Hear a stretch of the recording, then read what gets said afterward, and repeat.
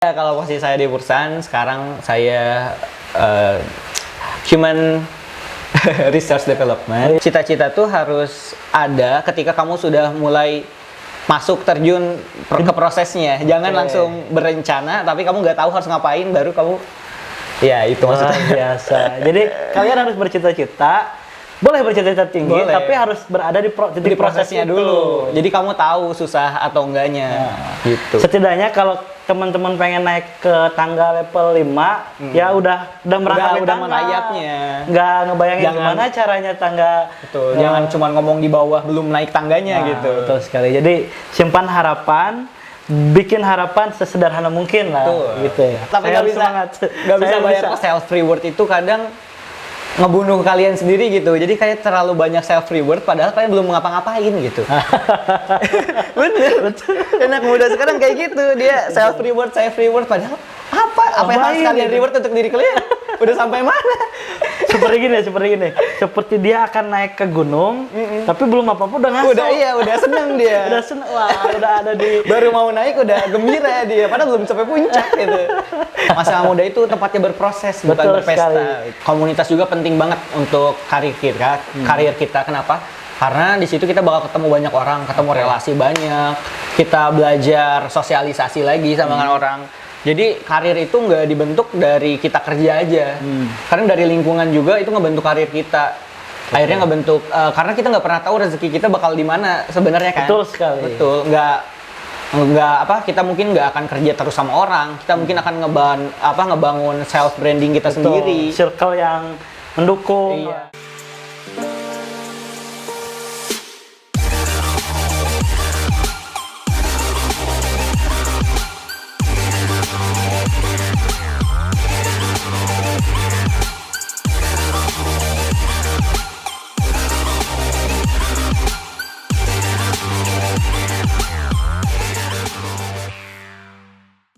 Selamat kembali di channel YouTube Hadi Al-Bulaki. Udah lama tidak ada konten baru.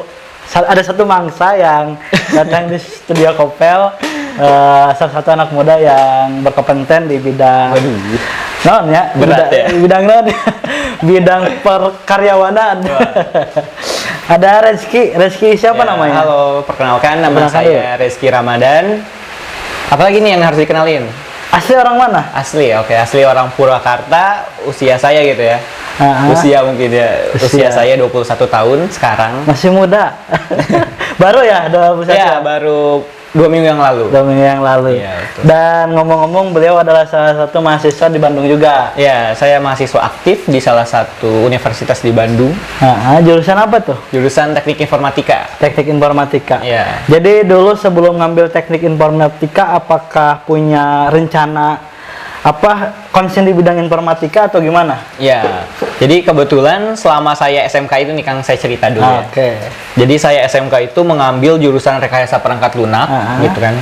Itu tuh adalah jurusan ngoding gitu kalau orang istilah sekarang gitu ya, membuat software. Nah, dari lulus SMK itu saya memang berkeinginan untuk kerja di industri software ya, software house gitu. Nah, jadi ceritanya saya pengen kuliah dulu nih, karena kuliah kebetulan nggak dapet di negeri. Pelarian saya waktu itu, ya itu dengan kerja. Dan kerja saya waktu itu pengen banget kerja di bidang industri IT. Berarti kuliah sambil kerja gitu? Betul. Jadi kan nggak dapet nih di negeri. Saya bela-belain kuliah di universitas swasta, tapi resikonya saya harus sambil kerja karena emang tinggi betul, lagi di Bandung kan biaya UKT-nya tinggi banget. Biaya hidupnya juga. Nah, itu juga. Biaya mainnya kan tinggi juga. Betul. Terus ya, jadi setelah saya lamar-lamar gitu kan, alhamdulillahnya beberapa bulan saya coba ngelamar gitu kan untuk kerja di bidang IT. Saya kerjalah, dapat kerjaan. Dapat kerjaan itu pertama dapat kerjaan itu di PT atau freelance? Ya, itu pekerjaan pertama saya PT kebetulan emang. Iya, tapi emang PT-nya dia bergerak di bidang IT consulting. Iya, di Bandung. Di Bandung. Nah, di sana saya kerja sebagai programmer. Programmer. Iya. Nah, ngomong-ngomong programmer nih, jauh sebelum kerja di perusahaan itu, terus kuliah di salah satu perguruan tinggi di Bandung. Rezeki ini bisa ngoding dari mana? Kan nggak apa ya, dari SMK itu nggak langsung bisa gitu. Iya, betul. Itu gimana tuh? Apa skill YouTubers lihat nonton YouTube gitu, atau skill yang memang ada mentornya atau ikut kelas gitu? Nggak, jadi selama SMK tuh saya emang jujur sulit ya, belajar coding itu sulit banget gitu kan, apalagi SMK gitu kan, cuman modal sekolah SMK itu untuk bisa coding itu sulit. Jadi waktu itu kebetulan saya kepilih lomba, dipilih sama guru saya untuk mengikuti lomba. Kebetulan lomba coding gitu kan. Nah, saya dari situ belajar sungguh-sungguh untuk coding di sana. Jadi benar-benar tonton semua playlist YouTube untuk belajar ngoding, mulai dari Ravel, CodeIgniter, saya pelajarin semuanya sampai benar-benar saya paham. Dan akhirnya pada perlombaan itu saya juara 1 tingkat kabupaten dan mewakili Purwakarta pada tahun 2018 itu ke provinsi. Purwakarta punya kayak gini.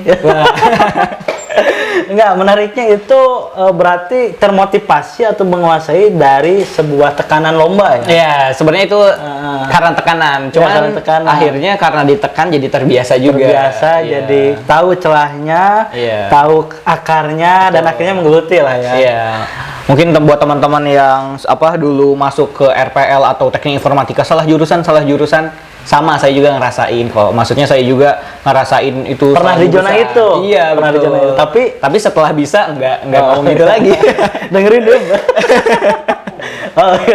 Iya, jadi setelah bisa ngoding saya nggak pernah ngomong salah jurusan lagi karena sekarang udah bisa ngoding gitu. Nah, ngomong-ngomong sebelum jauh kita ngebahas ke sana, sekarang semester berapa? Sekarang karena saya tuh sekarang sudah pindah ya, kerja udah bukan di Bandung lagi, pindah ke kota di Karawang ya.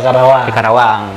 Dan sekarang kuliah saya cuti dulu untuk beberapa semester. Sekarang berarti semester 4 harusnya. Iya, betul, semester 4, semester kelima. Tapi sudah menjadi salah satu orang penting di perusahaannya gitu. Amin. Posisinya apa sekarang di perusahaan? Ya, kalau posisi saya di perusahaan sekarang saya Human Resource Development. Iya, di sana HR. Cuman nggak hanya developing human aja, nggak hanya mengurusi kemanusiaannya aja, saya juga di sana mengurusin projectnya. Jadi nggak hanya HR-nya untuk mengurusi training aja, kan di sana bagian training ya, education and training. Saya juga ngurusin bagian projectnya dan ada beberapa project yang saya pegang, kayak misalnya aplikasi dari HR itu saya yang buat dan saya yang kelola juga gitu. Jadi fokusnya emang benar-benar udah dimantapkan di situ. Ya, betul. Nah, sebelum mencoba bikin aplikasi, hal-hal yang sederhana apa yang sudah dilakukan? Misal proyek-proyekan santai atau apa gitu. Ya, itu saya juga walaupun terikat pekerjaan kayak gini, suka curi-curi nih ngambil freelance gitu. Jadi kayak ada freelance rumah sakit pernah saya pegang, freelance laboratorium, freelance sekolahan, website sekolah, website profil sekolah sampai profil perusahaan juga pernah saya pegang. Aplikasi gitu. Juga aplikasi betul. Mantap sekali nih orang. Nah, Raz, di usia 21 tahun pernah nggak ngebayangin di posisi sekarang? Pas kecil, pas sekolah dulu? Jujur nggak pernah ya, maksudnya dulu kalau belajar ya niatnya pengen bisa aja, udah cukup sampai gitu, nggak ada niatan harus jadi apa, udah besar nanti gitu kan, harus nargetin harus jadi apa, itu enggak. Cuman jadi cita-cita itu terbentuk dari proses. Jadi kita tuh nggak boleh, bukan aku ngelarang bercita-cita ya, cuman cita-cita tuh harus ada ketika kamu sudah mulai masuk terjun ke prosesnya. Jangan langsung berencana tapi kamu nggak tahu harus ngapain, baru kamu itu maksudnya. Biasa. Jadi kalian harus bercita-cita, boleh bercita-cita tinggi, tapi harus berada di titik prosesnya dulu. Jadi kamu tahu susah atau enggaknya. Gitu. Setidaknya kalau teman-teman pengen naik ke tangga level 5, ya udah merangkak udah menayapnya. Nggak ngebayangin gimana caranya tangga. Betul. Jangan cuma ngomong di bawah belum naik tangganya gitu. Betul sekali. Jadi simpan harapan, bikin harapan sesederhana mungkin lah. Gitu ya. Betul maksudnya. Nah, tips nih, jikalau Rezeki punya tips untuk memulai karir di usia muda. Apa yang pertama kali atau apa pegangan yang Rezky pegang gitu? Seperti motivasi atau adakah orang yang menjadi pemacu atau gimana gitu? Kalau untuk motivasi sebenarnya saya nggak pernah berpacu sama siapa-siapa ya. Maksudnya hanya Diri sendiri lah ya, nyemangatin diri sendiri. Mungkin saya juga udah pernah ngerasain jatuh bangun sama kok kayak teman-teman. Kayak dulu saya sebelum dapat kerja itu benar-benar saya nggak punya apa-apa gitu. Jadi cuman modal nekat pengen kuliah. Saya pengen di salah satu kampus yang lumayan besar lah ya, namanya di Bandung. Jadi saya nyari kerja sampai uang makan saya tuh habis cuman buat untuk fotokopi berkas-berkas untuk ngelamar gitu. Iya, sampai sana sih. Sampai di titik itu ya? Iya, betul, sampai di titik. Jadi suatu saat si Rezky di kosannya terpuruk, patah, sampai nggak bisa bayar kosan pernah.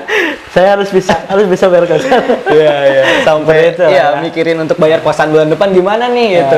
Belum ada uangnya gitu. Tapi ketika pintu proses itu dibuka, banyak lah rezeki. Alhamdulillah. Yang penting tekun ya. Betul.